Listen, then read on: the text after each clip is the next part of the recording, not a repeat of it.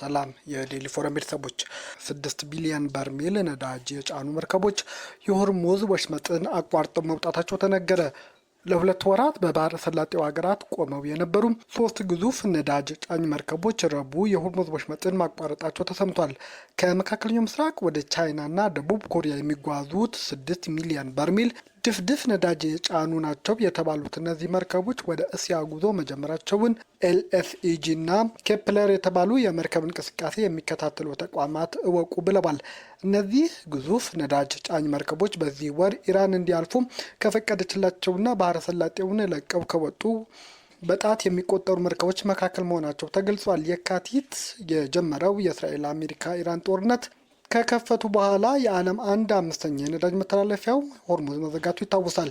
የደቡብ ኮሪያ ባንዲራ የሚያውለበልበውና 2 ሚሊዮን በርሜል የኩዌት ድፍድፍ ነዳጅ የጫነው ግዙፍ መርከብ 2 የቻይና መርከቦች ተከትሎ ወሽመጡን አቋርጧል። የኬፕለር መረጃ እንደሚያሳየው መርከቡ ጭነቱን ለማራገፍ የሀገሪቱን የነዳጅ ማጣሪያ ወደሚገኝበት ኡስላን እያመራ ነውም ተብሏል። የደቡብ ኮሪያው ኢነርጂ ኩባንያ ኤስኬ ኤነርጂ በጉዳዩ ላይ መረጃ ለመስጠት ፈቃደኛ ለመሆኑም ተሰምቷል። ቻይና ከዶናልድ ትራምፕ ጉብኝት በኋላ 200 ቦይንግ አውሮፕላኖችን እንደምትገዛ አረጋገጠች። ቻይና የአሜሪካው ፕሬዝዳንት ዶናልድ ትራምፕ እና ዢ ጂንፒንግ ባለፈው ሳምንት በቤጂንግ ከተገናኙ በኋላ 200 የቦይንግ አውሮፕላኖችን ለመግዛት መስማማቷን አረጋግጣለች። በስምምነቱ መሰረት አሜሪካ ለአውሮፕላን ሞተር ክፍሎችና መለዋወጫዎች የሚያገለግሉ ቁሳቁሶችን ለቻይና እንደምትሰጥ የቤጂንግ የንግድ ሚኒስቴር ረቡዕ ዕለት አስታውቋል። ሁለቱ ወገኖች በጥቅምት ወር የተስማሙበት የታሪፍ ቅነሳ ለማራዘምና እያንዳንዳቸው 30 ቢሊዮን ዶላር ወይም ከዚያ በላይ በሚያወጡ እቃዎች ላይ የታሪፍ ቅነሳ ለማድረግ እንደሚሰሩም ሚኒስቴሩ ጠቅሷል። ቻይና ይህንን ይፋ ያደረገችው ትራምፕ በቤጂንግ ከጎበኙ ከጥቂት ቀናት በኋላና የሩሲያ ፕሬዝዳንት ቭላዲሚር ፑቲን ወደ አገሪቱ መጥተው ከዢ ጂንፒንግ ጋር እየተወያዩ ባለበት ሰዓት ነው። ትራምፕ በቻይና በነበራቸው ይፋዊ የስራ ጉብኝት ወቅት በሁለቱ ሀገራት መካከል በርካታ የንግድ ስምምነቶች ተደርሷል። ከነዚህ መካከል የአሜሪካ ገበሬዎች ወደ ቻይና ገበያ በቀላሉ እንዲገቡ ማድረግ የሚለውም ይገኝበታል ብለዋል። ረቡዕ ዕለት የቻይና ጉብኝታቸውን አጠናቀው ወደ ሀገራቸው ሲመለሱ ለጋዜጠኞች ከቦይንግ 200 በላይ አውሮፕላኖችን ለመግዛት ጨምሮ ብዙ ጥሩ የሚባሉ የንግድ ስምምነቶችን አድርገናል። 750 አውሮፕላኖችን ለመግዛት ፍላጎት አሳይተዋል። ይህም እስካሁን ድረስ ከነበረው ትልቁ ትዕዛዝ ይሆናልን ብለዋል። ትራምፕ ከትራምፕ ጋር ወደ ቻይና ከተጓዙት የንግድ ልዑካን መካከል የቦይንግ ዋና ስራ አስፈጻሚ ኬል ኦርትበርግ እንዲሁም የቴስላ ኃላፊ ኤለን መስክና የግዙፉ ናቪዲያ የአይቺፕ ዋና ስራ አስፈጻሚ ጄሰን ሁዋንግም ይገኙበታል። ቦይንግ ከጉብኝቱ በኋላ ባወጣው መግለጫ ወደ ቻይና በጣም የተሳካ ጉዞ አድርገናል። እናም የቻይና ገበያ ለቦይንግ አውሮፕላኖች እንደገና የማስከፈት ዋና ግባችን አሳክተናልን ብሏል። ይህም መጀመሪያው 200 አውሮፕላኖችን ለመግዛት የደረሰው ስምምነትም ያካትታል። ከዚህም የመጀመሪያው 8 በኋላም ተጨማሪ ትዕዛዞች እንደሚመጡ እንጠብቃለን ሲሉ አክሏል። ቦይንግ የቻይናና የአሜሪካ ባለስልጣናት እንደ አውሮፓውያን አቆጣጠር በጥቅምት 2005 በደቡብ ኮሪያ ባካሄዱት ስብሰባ ላይ እስከ ህዳር ወር ድረስ የታሪፍ ገደብ ለማራዘም ስምምነት ላይ ደርሶም ነበር። ይህ ስምምነት የአሜሪካን የቻይና እቃዎች ላይ የሚጣሉትን ታሪፍ መቀነስና ቤጂንግ በዓለም ላይ ውድ የሚባሉ ማዕድናትና ማግኔቶችን ወደ ውጭ መላክ የጣለችውን ገደብ ማንሳትን ያካትታልም ተብሏል። ሩሲያና ቻይና የአሜሪካን ወታደራዊ ጦረኝነትን አወገዙም። ሩሲያና ቻይና በጋራ ባወጡት መግለጫ አሜሪካ የምትፈጽመው ወታደራዊ ጥቃት አውግዘዋል። አሜሪካ በመላው ዓለም የምታካሄደው ወታደራዊ እንቅስቃሴ እንደሚያወግዙ የሁለቱ ሀገራት ፕሬዝዳንቶች በይፋ አስታውቀዋል። የቻይና ፕሬዝዳንት ዢ ጂንፒንግ እና ሩሲያ ፕሬዝዳንት ቭላዲሚር ፑቲን በቤጂንግ ከተወያዩ በኋላ ባወጡት የጋራ መግለጫ በሌሎች ሀገራት የሚፈጸመው ድንገተኛ ወታደራዊ ጥቃቶች ተችተዋል። የሁለቱ ሀገራት መግለጫ ኢራንና ቬኔዙዌላ እንደሚመለከትም ይታመናል። በመግለጫው ድርድርን በመጠቀም ጥቃት መፈጸምን፣ የሉዓላዊ ሀገራት መሪዎችን መግደል፣ በሀገራት የውስጥ ጉዳይ ጣልቃ መግባት፣ በአደባባይ መሪዎች ይዞ ለፍርድ ማቅረብና የመንግስት ለውጥ ለማድረግ መሞከር አውግዘዋል። አሜሪካ የምትወስዳቸው እርምጃዎች የመንግስታቱ ድርጅት ስምምነቶችና ዓለም አቀፍ ሕግጋትን ክፉኛ እንደሚጥስም ተገልጿል። ኢራን በድጋሚ ጥቃት ከተከፈተባት ግጭቱ ቀጠናው እንደሚሻገር ማስጠነቀቀች። አሜሪካና እስራኤል በኢራን ላይ ድጋሚ ጥቃት በመሰንዘሩም ግጭቱ ከቀጠናው ያለፈ እንደሚሆን የኢራን እስላማዊ አብዮታዊ ዘብ አስጠንቅቋል። ፕሬዚዳንት ዶናልድ ትራምፕና እስራኤል በድጋሚ ኢራን ላይ ጥቃት ለመጀመር እየዛቱም ይገኛሉ። ፕሬዚዳንት ዶናልድ ትራምፕ እስራኤል በድጋሚ የኢራን እስላማዊ አብዮታዊ ዘብ ባወጣው መግለጫ ኢራን በድጋሚ ወረራ ከተፈጸመባት ቀጠናውን ያዳርሳል የተባለውን ጦርነት ከቀጠናውም ይሻገራል ስትል አስጠንቅቃለች። የምንወስደው አጸፋዊ እርምጃ ደም አፋሳሽና ከባድ ይሆናል፣ የማይታወቁ ቦታ ሳይቀር ይደርሳልም ሲሉም አብዮታዊ ዘቡ አስጠንቅቋል። የኢራን የውጭ ጉዳይ ሚኒስትር አባስ አራግቺ አሜሪካ በድጋሚ ጥቃት መሰንዘር ከጀመረች ብዙ አዳዲስ ነገር ይጠብቃታል በማለት ለትራምፕ ዛቻም ምላሽ ሰጥተዋል። አሜሪካና እስራኤል መሐመድ አህመዲነጃድን ወደ ኢራን መሪነት ለማምጣት እቅድ እንደነበራቸው ይፋ ተደረገ። አሜሪካና እስራኤል በኢራን ላይ በፈጸሙት የመጀመሪያ ጥቃት ወቅት በቁም እስር ላይ ናቸው የተባሉት የኢራን የቀድሞ ፕሬዝዳንት መሐመድ አህመዲነጃድ ለማስለቀቅና የመንግስት ለውጥ ለማምጣት የታቀደ ዓላማ እንደነበር የአሜሪካው ጋዜጣ ኒውዮርክ ታይምስ ተዘግቧል። ጋዜጣው እንዳለው የእስራኤልን የመጀመሪያ ዙር ጥቃት ተከትሎ የኢራን እስላማዊ ሪፐብሊክ መንግስት ከፍተኛ ባለስልጣናት ከተገደሉ በኋላ ፕሬዝዳንት ትራምፕ በይፋ ሁኔታው የአገሪቱን አመራር ለመረከብ አገር ውስጥ ላሉ አንድ ሰው የተሻለ ነው ሲሉም ተናግረው ነበር ሲሉም አስታውሷል። ይህም አሜሪካና እስራኤል ወደ ጦርነት የገቡት ግልጽ የሆነና ያልተጠበቀ ዓላማ ይዘው እንደሆነ አሁን ግልጽ ሆኗል በማለት በጸረ እስራኤልና አሜሪካ ጠንካራ አቋማቸው የሚታወቁት የቀድሞ የኢራን ፕሬዝዳንት መሐመድ አህመዲነጃድን ምርጫቸው ነበርም ሲል ኒውዮርክ ታይምስ ዘግቧል። እንደ ዘገባው ከሆነ ስለ እቅዱ ገለጻ የተደረገላቸው የአሜሪካ ባለስልጣናት ይህ ያልተጠበቀ ሀሳብ የተዘጋጀው በእስራኤል መሆኑንና አህመዲነጃድም እንደሚያውቁት ተደርጎ የነበረ ቢሆንም በፍጥነት ከታሰበው ውጭ ሆኗልም በማለት ገልጿል።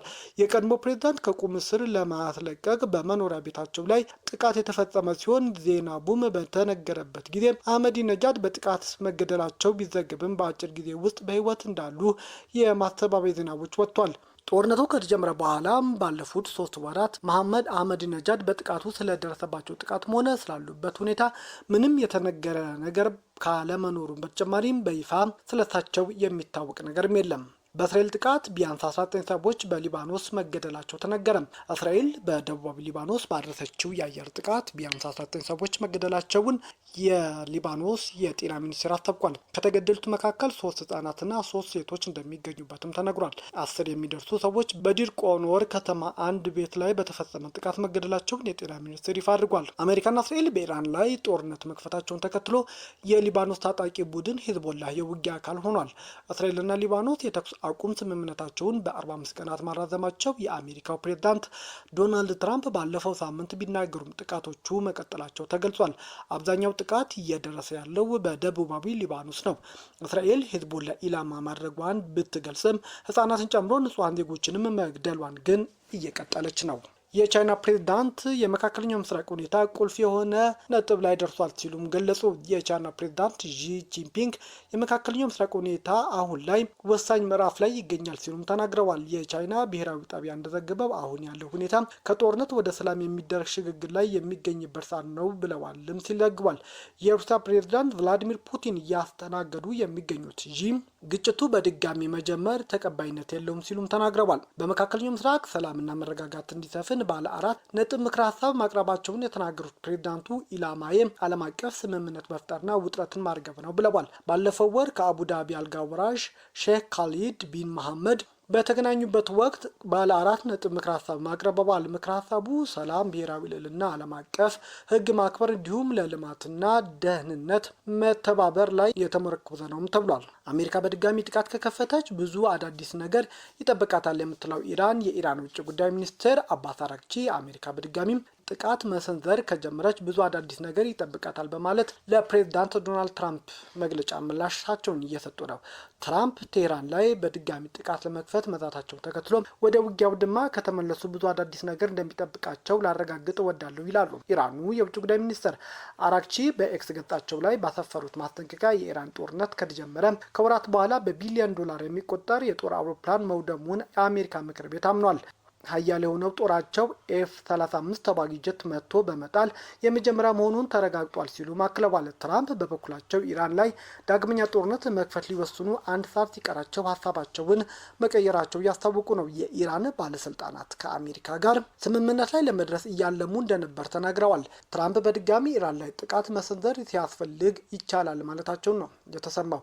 የኢራን የውጭ ጉዳይ ሚኒስትር ግን ለትራምፕ ዛቻ በሰጡት ምላሽ ወደ ውጊያ አውድማ ከተመለሱ ባገኘነው ትምህርትና ተሞክሮ አማካኝነት ብዙ አዳዲስ ነገሮች ለአሜሪካ እናሳያታለን ብለዋል። ትራምፕ ኢራን ላይ ጥቃት ሊከፍቱ ይዘውት የነበረውን እቅድ በባህረ ሰላጤው ሀገራት ጥያቄ መሰረት መሰረዛቸው እያስታወቁ ነው። ሳውዲ አረቢያ፣ የተባበሩት አረብ ኤምሬትስና ኳታር ለድርድር ትራምፕ ድል እንዲሰጡም መጠየቃቸው ተሰምቷል። የዓለም ጤና ድርጅት በኢቦላ የሚሞቱ ሰዎች ቁጥር ከዚህ በላይ እንደሚጨምር አስታወቀ። የዓለም ጤና ድርጅት በኢቦላ መያዛቸው የተጠረጠረ ሰዎች 600 መድረሱንና በቫይረሱ ምክንያት የሞቱ ያሉ ሰዎች ቁጥር ከ139 በላይ መድረሱን አስታውቋል። ድርጅቱ አክሎም ቫይረሱ ለመመርመር ረዘም ያለ ጊዜ መውሰዱ የሟቾች ቁጥር ሊያሻቅብ እንደሚችልም ተናግሯል።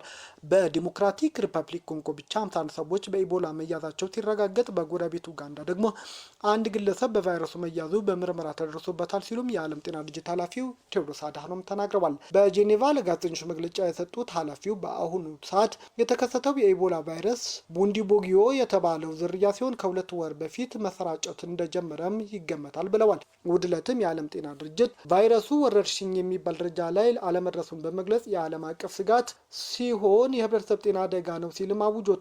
ዶክተር ቴዎድሮስ አድሃኖም የድርጅቱ ጤና ባለሙያዎች ማክሰኞ ዕለት ተሰብስበው የወረርሽኝ አደጋ ለመሆኑ ላይ መስማማታቸውን ገልጸዋል። ድርጅቱ የጤና ስጋቱን በብሔራዊና ቀጠናዊ ድርጅት ከፍተኛ መሆኑን በዓለም አቀፍ ደረጃ ግን አነስተኛ መሆኑንም ገምግሟል ሲሉም ነው ያስታወቁት። በኢቦላ መያዛቸው በምርመራ የተረጋገጠው የዲሞክራቲክ ኮንጎ ዜጎች የሚኖሩት ቫይረሱ በጀመሩበት ኢቱሪ ነው። በኡጋንዳ በቫይረሱ መያዛቸው የተረጋገጡ 2 ህሙማን ደግሞ ከኮንጎ ወጥተው ካምፓላ ያረፉ መሆናቸው ተገልጿል። የድርጅቱ ኃላፊ በኮንጎ ያለው ስርጭት ሰፊ መሆኑን እናውቃለን ሲሉ አክለዋል። በኮንጎ በቫይረሱ መያዛቸው የተረጋገጠው የመጀመሪያው ሴት ነርስም ናት። ዲሞክራቲክ ሪፐብሊክ ኮንጎ ከዚህ ቀደም 17 ጊዜ ኢቦላ ወረርሽኝ አጋጥሟት የሚያውቅስ ቢሆንም ቡንዲቦጊዮ የተባለው ቫይረስ ግን ላለፉት 10 ዓመታት ተከስቶባት አያውቅም። ቤተሰቦቻችን ዜናዎቻችን ከወደዳችሁት ላይክ አድርጉ፣ ለሌሎች ተደራሽ እንዲሆንም ሼር አድርጉ። አዲስ ሆናችሁ ደግሞ ሰብስክራይብ በማድረግ ቤተሰብ ይሁኑ። ሰናይ ጊዜ